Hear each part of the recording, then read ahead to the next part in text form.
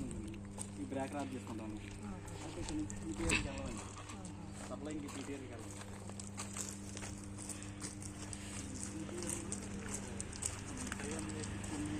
ఉంటాయి పీటీఆర్ ఈ 5 ఉన్నాయి, 2 కూడా 5 లేవు, ఎక్కువ ఉంటాయి, ఇంకా హై ఉంటాయండి పీటీఆర్. ఈ 33 కేజీ ఇట్ల నుంచి వచ్చి ఇలా ఇది వరకు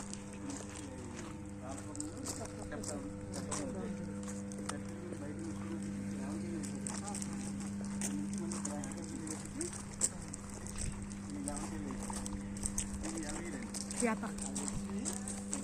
Wah, seperti itu.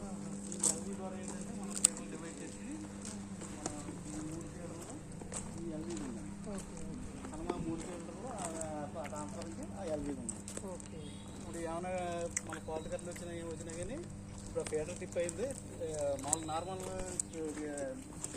Year tip అయింది అంటే తక్కువ క్వాలిటీ కరెంట్ అనుకోండి, ఆ ఫేడర్తో అక్కడ ఆగిపోతాయి. హెవీగా ఫేస్ టు ఫేస్ అయింది అనుకోండి, 4 వాట్స్ వచ్చేస్తాయి. అప్పుడు ఏంటంటే అవి ట్రిప్ అయిపోయి ఇవి కూడా ట్రిప్ అయిపోతుంది. ఒకవేళ ఇంకా ఎక్కువ క్వాలిటీ కరెంట్ వస్తుంది, ఇవి ట్రిప్ అయిపోయి ఆ హెచ్పీ కనుక వెళ్ళిపోతాయి. ఒకవేళ మధ్యలో ఈ హెచ్పీస్ ఉన్నాయి కదండి, అవి కట్ అయిపోతుంది. అవి బాగా హెవీగా వచ్చినప్పుడు ఆ హెచ్పీలు కట్ అయిపోతాయి. ఈ ఎల్వీ నుంచి వచ్చినవి ఈ ఫీడర్లకు వెళ్తాయండి.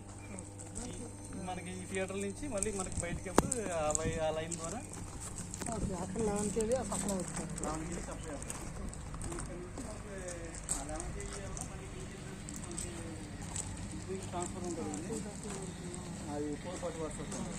మళ్ళీ ఆ 440 వాట్స్ సప్లైని అవి కట్ డౌన్ చేసి 220 వాట్స్ మనకి పంపిస్తాయి. మనకి వచ్చేది 220 వాట్స్ కరెంట్ వస్తుంది. 33 kV వెళ్ళాలి.